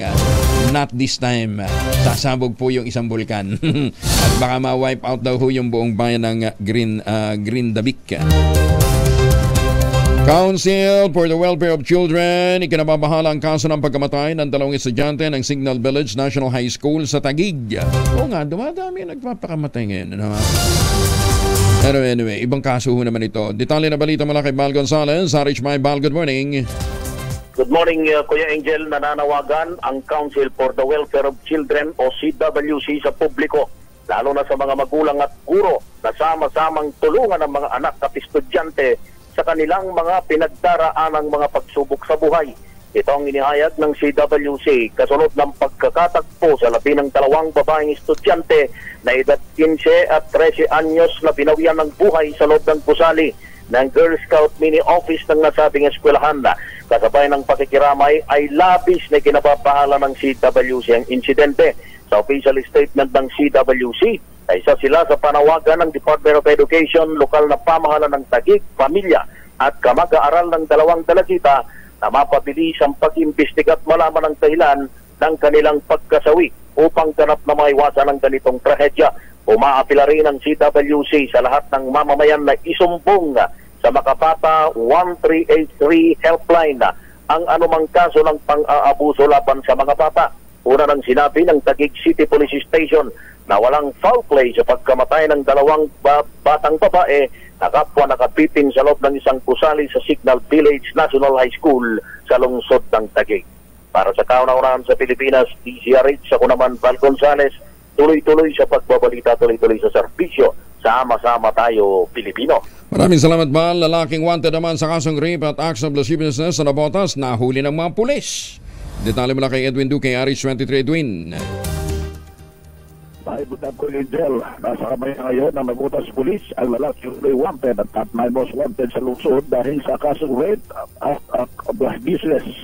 Ayon dito kay Police Colonel Mario Cortez, naging mail pumano na mataas ang suspect na si Agar Resnaldo, 22 years old, na barangay NBVS Brothers sa Nabotas. Na pag-aresto sa suspect ay makamatanggap ng Nabotas warrant 16. Ang warrant of arrest misyon ni Jan Cecilia Tariag, ang president dyan sa Panginoon ng Asman sa Nabotas. Ito ay may kasong rape by sexual assault at passive business. Wala pa rin sa kalangan sa Pilipinas. Bisa rin sa Kusari Store. Edwin Duque, tuloy-tuloy sa magbabalita, tuloy-tuloy sa serbisyo. Sama-sama tayo, Pilipino. Maraming salamat, Edwin. Ganda na talaga ng signal natin. Thank you sa ating pong mga telco. Nandyan lang ho siya sa Nabotas. Thank you. Si Cathy Stabilio ng Pantay Bigas. Ma'am Cathy, magandang umaga po sa inyo. Ay, magandang umaga din sa iyo, Sir Angelo. Magandang umaga sa lahat na nakikinig at sumusubaybay dito sa iyong programa. Magkano na hong presyo ng bigas natin, yung well-milled? Ay, naku, kamahal. Kahapon, nagpunta ako sa palengke, 53 yung pinakamababa. Uy, baka naman yung pinuntahan ho ninyo, high-end na palengke. Yung laging pinupuntahan ko, isang malaking palengke na yan din yung monitoring area ng mga media. Quezon City? Oo. O, ganun? Magkano? 68 ang wheel mill? Magkano pinakamura? 53 nga yung pinakamura. 53? Oo. Asan yung 48? Hinanap ko yung 50, wala. Hindi, 48 nga daw sabi, 48, may 48 Wala? Wala. Malaking palengke. Kaya nagtaka ako, bakit biglang ganun? Ang sabi ng mga retailer ay hindi nila alam bakit gano'n na lang ang galit pa yung mga retailer na pinagtatanungan natin sa Angelo. Oo nga, tsaka sabi bababa na dahil nga harvest season tayo ngayon. yun nga yung mahirap, yung laging sinasabi ng gobyerno na nagpe-presyon sila na kapag harvest season ay bababa. Pero hanggat hindi umaaksyon talaga ang gobyerno na mamili at isubsidize yung presyo ng bigas, walang bababa. Kasi yung binabanggit ng mga ilang mga rice stakeholder na tumaas hanggang 25-30 yung presyo ng palay, ay hindi naman totoo yan dahil ang monitoring mismo natin sa mga ilang lugar, Laguna, napakalapit ang Mindoro, ay nananatili sa 20 hanggang 22 pesos per kilo. May 20 pa nga eh. Talaga? Ay bakit 53? Kaya yun yung totoo, 53. Oh. At yung ilang mga rice boxes nila walang laman. Talaga. Paano yung imported? Dapat mura yung imported eh. Hindi na rin kasi hindi mo na maano yung imported dahil nagkapareho na sila ng locally produced na natin ng presyo. Kaya dapat itong nasa gobyerno, lalong-lalo na yung bagong upong DA Secretary, ay talagang pumunta sa palengke, hindi yung doon sa newspaper o sa media kung saan niya naririnig yung 48 pesos. Talagang napakataas. Ito nga, sabi ni Anita, tumaas ang bigas dito sa Commonwealth Market. Ang laki ng itinaas. Totoo yan, totoo. Mismo tayo. Akala ko ba ina-address, o kaya nga ina-address to para masiguro natin na mapapababa yung inflation? Ay, hindi. Nananatiling mataas at i-monitor kami sa ibang mga, lalo na sa mga malapit sa mga probinsya para kung ganun, para talagang kailangan dapat umaksyon na yung gobyerno dito sa napakataas na presyo ng bigas. Hindi talaga makatarungan yung ganito kataas na presyo ng bigas given na hirap na yung mamamayang Pilipino. At may mga data na talagang umaabot ng 50.9 million Filipinos ang talagang nagsasabi na nagugutom.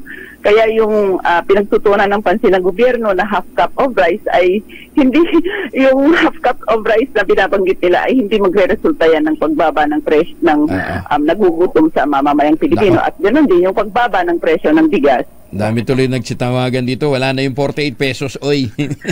Meron 50. Meron daw 50 pero yung bigas na may halong durog. Sige. Sige, Ma'am Cathy. Pakibigyan ho kami ng feedback uli ha. Doon ho sa mga presyuhan sa iba pang mga palengke. Thank you. Salamat po. Maraming salamat, Sir Angelo. Maraming salamat din. Ayan, Secretary Laurel, magandang umaga ho sa inyo. Nasaan ho yung binabanggit ho ninyo? So yung 25 pala, nasa mga LGU lang, yung subsidize ho ng mga LGU. Kasi kung 20 pesos ang bili ho nila ng wet, malabong maibenta ng 25 yun, ano ha? Mabuti pa yung mga LGU, ano? May mga malasakit na katulad ho nito. Maganda umaga, Pilipinas! Ay naku, maghanap buhay nga muna tayo. 17 na makalipas ang alas 5 ng umaga. This time check. Hoy, baka may mga importanteng lakad ha. Huwag niyong kalimutan ang inyong mga mahal sa buhay. Bigyan ng proteksyon laban ho sa mikrobyo. Dalawang formulation ng family alcohol na pwede nating pagpilian. Yung family 70% isopropyl alcohol especially prepared for clinics, hospital, pharmacies, laboratories. Pero okay din po yan sa mga households ha. Very effective sa disinfection at sterilization. Ganyan ang bagsik ng family 70% isopropyl alcohol. Maghapon man natin gamitin, no problem. Hindi po manunuyo ang ating mga kamay dahil meron po itong moisturizer. Yun namang mabagong family wrapping compounding Promal Cologne, yun mabangong isopropyl alcohol na ginagamit ng mga masahista, mga barbero, mga doktor, mga nurse, mga komedrona for sponge bathing and other cleansing purposes. Family wrapping alcohol parang di siya reachable na sa mahabang panahon, mabibili sa namang butik at convenience stores nationwide. Family wrapping alcohol hindi lang pampamilya, pang sports pa, at saka din ho sa mga taga-Bikutan market ha, dyan sa Parañaque. Pakilakasan na po ang inyong mga radyo dahil nag-iikot na dyan si Sherwin Alparo, mamimigay po siya ng pera. Ayan ha. So, sana all. Sana all namimigay ng pera para yung ibang mga nasa depressive mood hindi na mag-suicide. Nitong nakaraang weekend, di ba?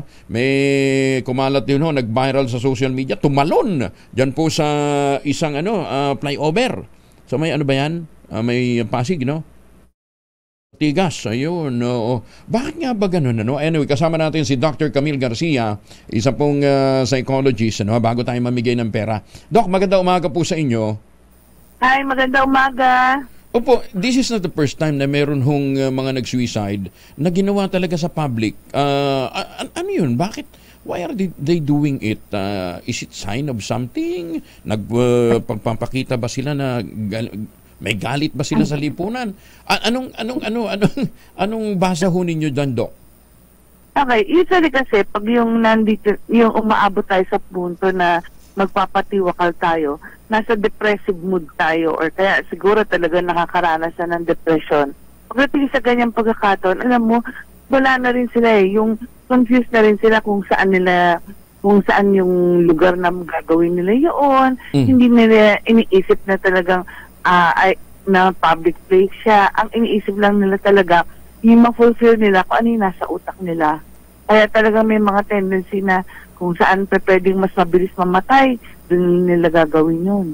Yung mga ganun. Kasi siyempre sa bahay naman, wala namang tatalunan. Kung wala namang sabihin mo, kung ang bahay ay maliit na isang floor lang, saan sila tatalon yung mga tipong ganun. So it's not sending a message sa public na sinasabi, eto na, magpapakamatay na kami dahil hindi na namin kaya ang hirap ng buhay. Hindi naman ganun. Hindi. It's more of talagang yung nararamdaman nila. At ang nakakalungkot doon, kasi baka mamaya may mga red flags na nangyayari dito sa taong ito, pero hindi talaga na-acknowledge or nakikita ng pamilya, or kaya naman ini-ignore lang. Yung mga tipong gano'n, yun yung kakalungkot na bahagi. Tapos ang aabot tayo sa puntong nagsisisihan na, kasi sana puro yung mga ganitong naisip natin, akala ko, yung mga ganong mga katanungan, yun yung mga nakakalungkot. Baka katapos na yung nangyari yung insidente ito, tapos hindi natin nabigyan talaga ng pansin na ganun pala yung nangyayari sa taong yun. Pero Doc, ngayon hindi lang naman kahirapan ang dahilan ng marami sa mga kaso ng suicide, lalo sa kabataan. Hindi talaga. Siyempre, kung minsan magugulat ka na nakipag-bake lang sa ganito, or merong parang mga na-romanticize lang yung kanilang mga nangyaring karanasan, or meron talagang kinatatakutan lang. Ganun, iba ng iba nakakalungkot nga dahil kasi ang hindi na about poverty, it's more of kung ano talaga yung naiisip nitong mga batang ito. Kaya nakakalungkot dahil kasi mga bagay na kung sa panahon natin siguro napakatibay natin, sila parang napaka-weak ng personality ng mga bata ngayon dahil kasi hindi nila kaya yung mga ganong simpleng problema lang. Anong rate bang na pag-uusapan natin ngayon? Na pag-aaralan po ninyo ng suicide? Ng suicide? Ano po yun? Ano yung rate ng suicide ngayon na pag-uusapan ho ninyo sa mga konferensya? Alam mo, yun nga kasi nung nakita ko nga, nagulat ako dahil kasi dati pag sinasabi mo ang mga nagpapakamatay talagang yung either nasa middle age at saka yung mga medyo nagkakaedad. Pero ngayon, pabata ng pabata. At saka yung talagang mas marami na nagulat nung tinitingnan ko nga yung percentage ng mga ng talagang nagpapakamatay. Hindi lang yung sabihin mo dati kasi sabihin natin between 14 to 29 years old. Ngayon talagang may nag-a-attempt or talagang napupulfill yung suicide as early as age of 10 or 9. Bakit? Ganun. 8 or 9? Anong nasa isip nun? Yung naalala ko kasi yung sa 9 years old nung nakita ko at binasa ko yung story niya, grades lang niya. Hindi niya hindi nakakapag-cope. Bakit? Hindi, parang natakot siya dahil nababaan siya dun sa grade niya. Tapos, at saka naalala ko yung last 2 weeks ago, yung tumalon niya to sa building ng isang eskwelahan. Pinagalitan daw ng teacher. Imagine mo yun. Ganun ka-sensitive yung mga bata ngayon? Nakaganito. Pero may mga magulang din kasi kuminsan masyadong competitive na kinukumpel yung anak nila maging first honor. Oo, diba? Alam mo, sana hindi ganun tayo dahil kasi tututusin makapasa yung anak natin, masaya na tayo. Kaya lang iba para bang sobrang nakilakailangan ganito. Hindi ko naman, ako natutuwa ako dahil kasi yung mga magulang dinidisplay yung mga grades ng mga anak sa SOCMED, pero kasi may mga pagkakataon baka yung ibang mga bata are affected na nakikita na yung kapatid ko o yung pinsan ko na po sa SOCMED kasi sobrang taas ang grades. Tapos ako, wala. Yung tipo mga ganon. Nakakaano din. Oo. So parang because of the comparison, feeling ng bata, kino-compel din siya maging competitive. Ganun ba yun?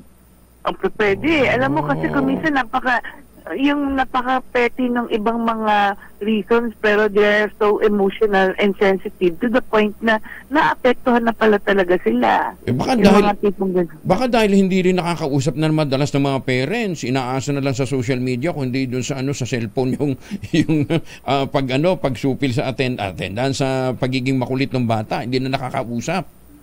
Alam mo, malaking bagay yan, Angelo, dahil kasi unang-una, when you communicate to your children, dapat naman siguro kahit pa paano, kasi kumisan sasabihin mo, kain na tayo dahil kasi handa na yung dinner, ganon. Abay, iba tinetext na lang kahit na nasa taas lang yung bata Oo. Kain na parang so dapat dalasan yung ibalik yung communication, direct communication ng mga magkakasama sa bahay. Diba? So yan. Oo. Kasi yung magpapaalam ka, pwedeng iti-text mo lang, maalis na ako. Samantalang nandun naman sa sa harapan mo naman yung nanay mo. Kasi noon, di ba, pag sinasabi mo magpapaalam ka, talagang nakikita ng nanay mo ikaw. Tapos yung nanay mo gagawa pa ng, pwedeng sabi, alas ka uwi? Saan ka pupunta? Yan, talagang nakikita mo yung concern at the same time kung ano yung gustong iparating na mensahe ng magulang at saka ng bata. Ngayon, hindi. Text lang, tapos umaalis na, di ba? Doc, sige ho. Anyway, anong maipapayo ho ninyo sa ating mga magulang other than doon sa mga napag-usapan na natin? Okay, siguro unang-una, sa ngayon, talagang maraming pagkakataon po na kumisan nakakaligtaan natin na ang mga anak natin, porque sasabihin natin malaki na, may kaya na nila yung mga sarili nila. Actually, hindi po. May mga pagkakataon na ang mga bata, lalo na siguro yung sa mga edad na talagang yung young, from post-adolescent to young adults, yung mga ganyan. Siguro pag mayroong pagkakataon, makipag-usap tayo at hindi ibig sabihin pag sinabi sa ating okay lang, maayos na yun. Baka meron talaga silang gustong iparating na mensahe, pero nakakaligtaan nating kausapin ng maayos ang ating mga anak. Malaking bagay po na kinakausap ang ating anak ng talagang harap-harapan, hindi po yung sa text lang. Kasi pagdating sa ganung pagkakataon, baka mamaya nagugulat kayo na meron na pala kayong naisasalbang buhay kasi kinausap niyo na maayos ang inyong mga anak or ibang mga tao for that matter. Doc Camille, maraming salamat po. Thank you for joining us. Magandang umaga. Okay po. Si Dr. Camille Garcia, isa pong psychologist. Magandang umaga, Pilipinas! Pero alam ba ninyo na mga batang manong nagtatagumpay, ang pinalaki ho silang na ang tawag ho daw doon healthy striver. Ayon po sa Harvard-trained parenting researcher na si Jennifer Burhani Wallace, ang mga healthy striver na mga bata ay resilient at self-motivated upang magtagumpay. Ang healthiest achiever niya ay mayroong psychological trait na tinatawag na mattering. Isa itong ideya ng pakiramdam na pinapahalagan sila ng kanilang pamilya, kaibigan at komunidad. Sabi pa ni Wallace, ang mattering acts ay nagsisilbing protective shield ng bata para labanan ng stress, anxiety at depression. Hanapin ho niyo, research ho ninyo yung mga binabanggit ni Jennifer Burhani Wallace. Ito po yung trained parenting researcher. Mabigyan na lang nga muna tayo ng pera para wala tayong stress sa buhay. Mabawasan ho yung ating mga agam-agam. Nag-iikot na si Santa Sherin Alparo sakay ng kanyang kulay puting reindeer. Malakas promo nasa may Bikutan Market sa Paranaque. Dahil malakas ang kako makinig sa DZRH, malakas ka rin sa amin. Itodo nyo na ng malakasan ang inyong radyo at makakay na ang matyempuhan ng aming roving reporter na nakikinig o nanonood sa DZRH. Instant, mananalo ka ng malakasang 1,000 pesos. Sa DZRH Malacash promo, hatid sa atin ang kauna-unahang radyo sa Pilipinas, DZRH. Una sa Pilipinas, una sa Pilipino. Sa Korea daw wala masyado nagsuicide dahil baliw na baliw sila sa Korean novela. Anyway, Sherwin, may nahuli ka na? Ay, teka muna, paki-adjust mo yung signal at napuputol eh. Sherwin. Ayan. Okay, bayad na yung linya mo, no? Totoo yung sinasabi mo kaninang mattering. Talagang pag nakita mo ito na to talagang magmamatik at magtitino ka sa buhay. Dahil ngayong umaga, swerte tayo. Dahil na-check po natin dito sa barangay, sa Bikutan Public Market, dito yan sa Parañaque, sa Idang Parañaque. Itong bilihan ng buko na nakikinig na, ayun, yung kanyang sticker, nakasala mo, haula. Nakasabi sa buko. Hindi nga naman manenenok yan. Nag-DZRH sa kanyang cellphone. Pero si tatay, pangalan ko po? Benji Pamplona. Si Tatay Benji. Palagi pa kayo nakatune sa DZRH? Opo. At sino pa po rin yung announcer tuwing umaga? Sir Angelo Palmones po. Angelo Palmones, bigyan ng 1,000 pesos yan! Sabi mo 1,000. Yan dahil paborito mo si Angelo Palmones. Ano masasabi mo? Maraming po salamat, Sir Angelo Palmones. Tatay Benji, anong probinsya ni Tatay Benji? Chairman? Bicol po. Bicol, kita ko, sabi ko na nga. Katanduanes. Oragon eh. Oragon man. Kaya nakatutok sa DZRH po natin dahil Bicolano. Maraming salamat po sa inyo patuloy na pagtutok sa DZRH at sa mga kababayan natin dyan sa Bicolandia. Sherwin, magkano buko dyan? 15? Ang buko nyo magkano ngayon? 40 pesos. 40 pesos kasi galing sa... 40 pesos? Galing Quezon, Angelo. Oo, dati 15. Oo. Siyempre pag binabayan sa puno, 15 pa lang. Tapos itinakaw na 40 pesos. Pero marami pa rin nabili. Maraming nabili, Sherwin. At marami pa rin. Tignan mo, gabundok yan kanina. Ngayon, ilan na lang itong buko. Mamaya pagdating po ng delivery. May padating pang bagong delivery. So, marami nang nag-a-advance sa magluto ng gumawa ng fruit salad dahil magpapasto na. Sige. Thank you, Sherwin. Thank you, Tatay Benji. Salad na ginawa nyo, huwag muna mapanis. Di ba? Patuloy na sa pagtutok sa DZRH. Baka kayo na susunod nating winner sa DZRH Malacash promo. Ours number 6, Sherwin Bataw. Para tuloy-tuloy sa pagbabalita, tuloy-tuloy sa serbisyo. Sama-sama tayo, Pilipino. Dahil malakas ang kako makinig sa DZRH, malakas ka rin sa amin. Itodo nyo na ng malakasan ang inyong radyo at makakay na ang matiyempuhan ng aming roving reporter na nakikinig o nanonood sa DZRH. Instant, mananalo ka ng malakasang 1,000 pesos. Sa DZRH Malacash promo, hatid sa atin ang kauna-unahang radyo sa Pilipinas, DZRH. Una sa Pilipinas, una sa Pilipino. Maraming salamat, Sherwin. Congratulations po kay Tata Benji. Grabe yung mahal ng buko. 40 pesos na ang isa. Sa Mindanao, 15, 20 lang yan eh. Mindanao yun, Luzon na ito. Pero sa amin, nasa likod bahay lang yan eh.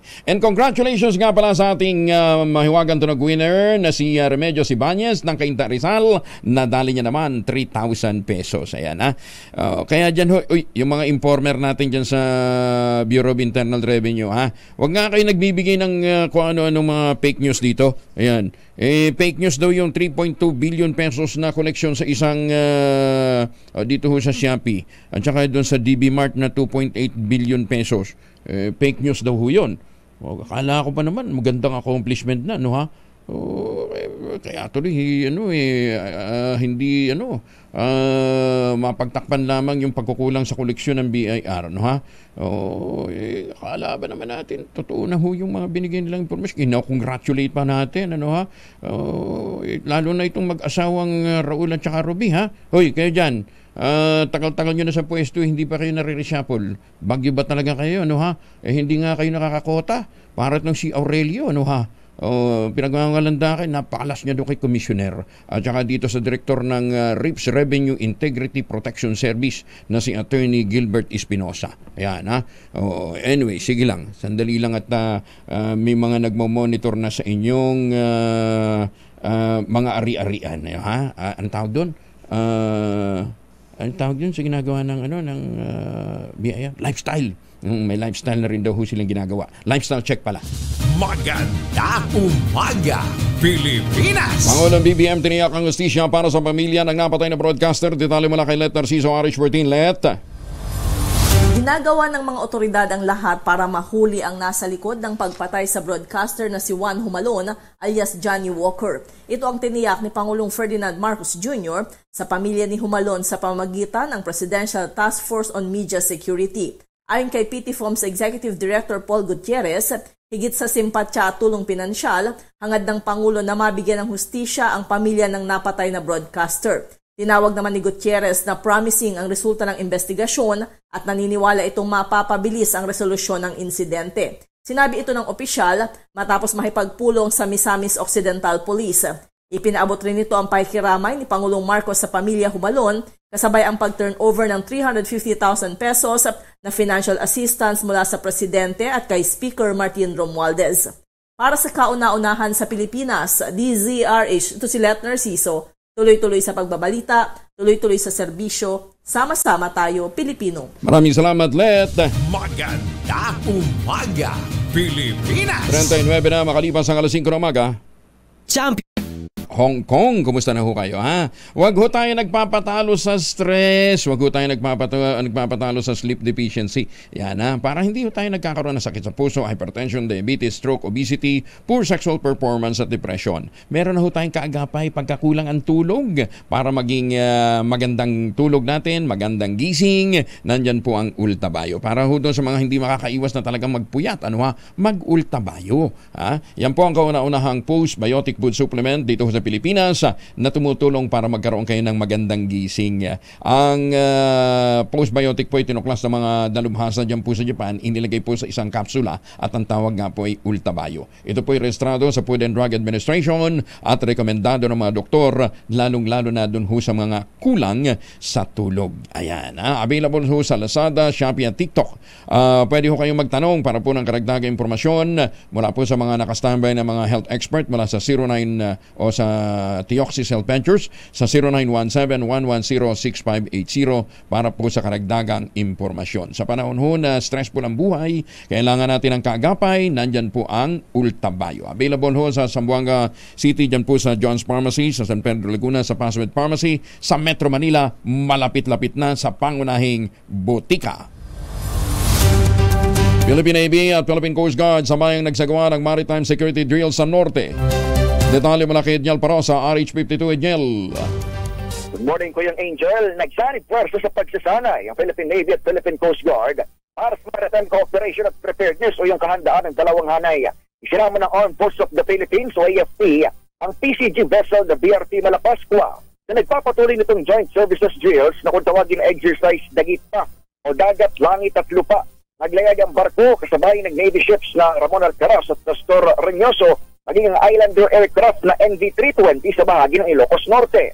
Bukod sa pagpapakita ng sabayang operasyon ng military at Coast Guard assets, tampok sa drills ang partisipasyon ng Special Operations Group ng Northern Luzon Command.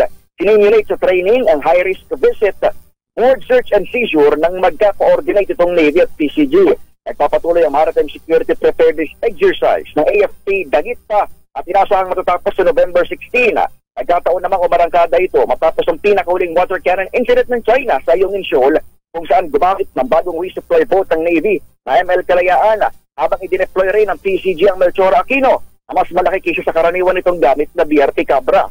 Nauna rito, sinabi ng AFP Chief of Staff Romeo Browner Jr.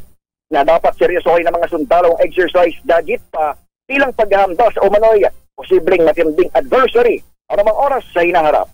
Para sa kauna-unahan sa Pilipinas, DZRH. Ito, si Edniel Parosa.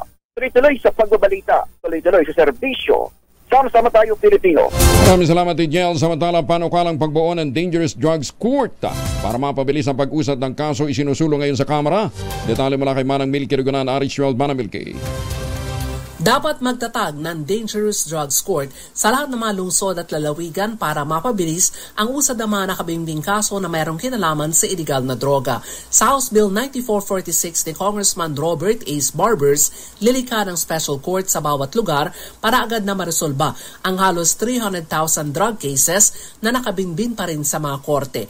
Ayon kay Barbers, mula taong 2000 hanggang 2022, nakapagtala ng 405,062 drug cases sa mga korte kasama na may sinampa ng PIDEA, PNP at NBI. Sabi ni Barber, sa kabuang bilang 28% lamang o mahigit 114,000 cases ang naresolba o wala man lamang sa kalahating bilang.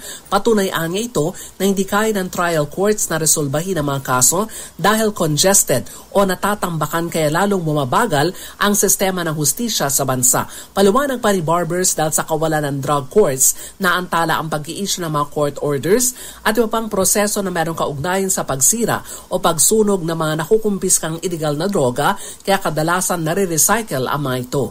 Para sa kauna-una sa Pilipinas, DZRH, ako si Milk Regunan. Tuloy-tuloy sa pagbabalita, tuloy-tuloy sa serbisyo, sama-sama tayo, Pilipino.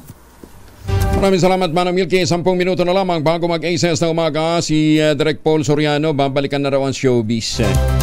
Kasi hindi na siya presidential advisor. Detalye mula kay Gorgie Rula. Gorgie. Hindi pa rin muna nagbibigay ng pahayag si Direk Paul Soriano pagkatapos na paulat ang pag-resign niya sa Malacanang bilang Presidential Advisor on Creative Communications.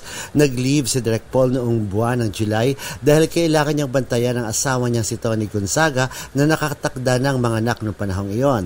Hanggang sa nag-decide na siyang mag-resign noong nakaraang October. Ayon sa ilang taong malapit kay Direk Paul na nakausap namin, gusto na ng direktor na bumalik sa showbiz at tutukan ng production ng YouTube channel ni Tony na Tony Talks. Mas gusto na rin daw niyang mag-focus sa kanyang pamilya, lalo na't kailangan niyang personal ng bantayan ang paglaki ng panganay nilang anak na si Sevi at ang bagong baby nilang si Baby Polly. May pelikulang sinulat at dinirect ni Direk Paul na The Fisher at pinuri ito sa nakaraang Tokyo International Film Festival. May pinaghahandaan ngayon ang direktor na isang malaking project at iyon daw ang ating abangan. Nilinaw din ng aming source na okay daw si Direk Paul kay President Bongbong Marcos at sa First Lady Lisa Araneta Marcos na tiyahin niya. At sa katunayan, kamakailan lang ay magkasama sina Direk Paul at FL Lisa sa opening ng isang dialysis center. At mas gusto na lang daw ng direktor na tahimik na at malayo na sa mga puntiri at batikos mula sa mga kalaban ng kasalukuyang administrasyon. Mula sa kauna-unahan sa Pilipinas, DCRH, ito po si Gorgie Rula, tuloy-tuloy sa pagbabalita, tuloy-tuloy sa serbisyo, sama-sama tayo, Pilipino. Maraming salamat, Gorgie. Siya, sige, baka naman naghahanap din ho si Paul ng pangregalo sa Pasko. Isaalang-alang mo rin itong produkto ng mga magdiniyog dyan sa lalawigan ng Quezon. Ito, magandang gawan din ho ng kwento, yung success story nila. No? Mula sa ordinaryong magsasaka, ordinaryong magdiniyog na dati umaasa sa kopra, ngayon mga MSMEs na ho sila. Nagbebenta na ho sila ng dekalidad na mga cacao beans. Mula po sa mga gagandang planting material ng cacao galing Davao na hinakot ni Dr. Helen Tan. Itinanim ho sa ilalim ng mga anyugan. Kaya meron ho sila ngayong tangerine chocolate na available sa 0919-0955-935. Diyan mo sa abroad, doon ho sa gustong malaman yung mga available na variants, i-check ho ninyo sa tangerinechocolate.ph. Sabi nga po ni Dr. Helen Tanay, sino bang magmamalasakit sa kapwa Pilipino, sa mga magsasakang Pilipino, kundi ang kapwa Pilipino. Ang tangerine chocolate po ay produkto ng mga magniniyog ng ating mga magsasaka dyan po sa lalawigan ng Quezon. Sabi po ni Dr. Helen Tan, tangkilikin natin ang produktong gawang atin. Maganda umaga, Pilipinas! 8 minuto na lamang, ACS na umaga. Meron pa nga pong natitirang 20 units ang GA Tower 2. Ito po yung proyekto ng Westchester Realty dyan po sa kahabaan ng EDSA at Mandaluyong. 50,000 pesos po natitirang ang all-in down payment. Ngayon pong per month hanggang sa maubos po yan. At may chance pa kayong manalo ng 50,000 worth of appliances kung ngayon ho kayo bibili. Habol na. Mag-text ho kayo o tumawag sa 0996-501-5555 o dili kaya sa 0947-434-5555. Pero pinakamaganda, puntahan ho ninyo para makita ho ninyo yung mga amenities. labi pa lang panalo ka na. Diba? Para kang bumili ng condo unit sa isang 5-star hotel. Ito pa rin ang pangarap na magkaroon ng sariling bahay sa presyong abot kaya. Tawag na sa 0996-501-5555 o dili kaya sa 0947-434-5555. Ang sabi po ni Ginoong Nico Valencia, stop renting, start owning. Samantala, kasado na ang malakihang rollback sa presyo ng mga produktong petrolyo bukas. Sa pagtayo ng mga informante mula sa industriya ng langis, posibleng maglaro sa 2.90 hanggang 3.20 ang tapyas presyo sa bawat litro ng diesel. Bukas na kayo magpakarga. Laki ha? 290 hanggang 320. Maaari na bumaba ng 50 centimos hanggang 80 centimos ang bawat litro ng gasolina. 2 pesos hanggang 2.30 naman ang sa kerosene. Una ng tinaya ng mga eksperto sa industriya na magtutuloy-tuloy ang downward trend ng oil price hanggang sa katapusan ng taon. Ayon sa Department of Energy, bunsod ito ng bumubulusok na demand ng crudo sa Estados Unidos at mahinang export naman sa China. Speaking of America, ha? Sa gitna ng pagtaas ng homelessness at housing crisis na ibinibida sa Amerika o nangyayari ngayon sa Amerika, meron ho ngayong kakaibang passion na nangyayari sa US. Layon po ng passion show ni Tom Thibodeau Bowden na itaas ang moral ng mga taong naninirahan sa laylayan sa Amerika. Sa serye ng Passion from the Streets ni Thibodeau, ipinisenta niya ang mga taong kalsada na pumorma gamit ang pinakamagara na nilang mga damit. Idinin ni Thibodeau na para sa isang taong homeless, ang passion statement ay ang pagsusuot nito ng lahat ng meron siya o pag-aari niya. Ang passion show niya ay isang armor o panangga upang makasurvive sa realidad ng araw-araw na buhay. Kumbaga sa sinasabi ho ng promotor nito, kahit na gaano katindi ang problema mo kinakaharap, there's still hope pa. Diba? Kasi bagay, hanggat sinisikatan ka ng araw, diba? Kahit na ikaw homeless, may puwang ka pa rin sa lipunan. Kaya nag-stage ho sila ng passion show. Sabagay, nung una, diba, pagka may tahi ang pantalon mo, parang kaawa-awa ka tingnan. O hindi, butas yung bulsa yung di ba? Kaya sabi, butas ang bulsa. 25 na lang ang laman na pera, di ba? Kaya ngayon, di ba? Papangitan nga ng gupit ng pantalon. Kuminsan, di pa pantay yung tahi. Di ba? Tapos, kita ng kuyokot. Doon sa mga pek-pek short. Sus, may ginoong buhay ito. Pero bawal daw yan sa pagsusuot niyan sa mga simbahan at saka sa mga yung mga banal na mga serbisyo. Huwag naman ganoon, ha. Pero sa Amerika, kailan niyo. Ayos, ha. Gayahin niyo lang dito sa Pilipinas yan, ha. Kaya tuloy na uusong ukay. Maganda umaga, Pilipinas! 2x2 sa ACS Balita susunod na Lunes. Ngayon, pasayahin po natin ang ating araw. 2 minuto na lamang, 2 minutos bago po sumapit ang ACS ng umaga. Magtanim ng kawayan para sa kalikasan at kabuhayan. Ang ating quote of the day ngayong araw nito na ating pong iiwanan ay mula po kay Immanuel Kant. Isa pong, si Immanuel Kant? Siya po ay isang German. Ayan, German philosopher. Ang sabi ho niya, science is organized knowledge. Wisdom is organized life. I-organize ho ninyo inyong buhay. Kayo ho ang tutulong sa inyong sarili para magkaroon ho kayo ng maganda at masayang buhay. -2 bago mag 2x2.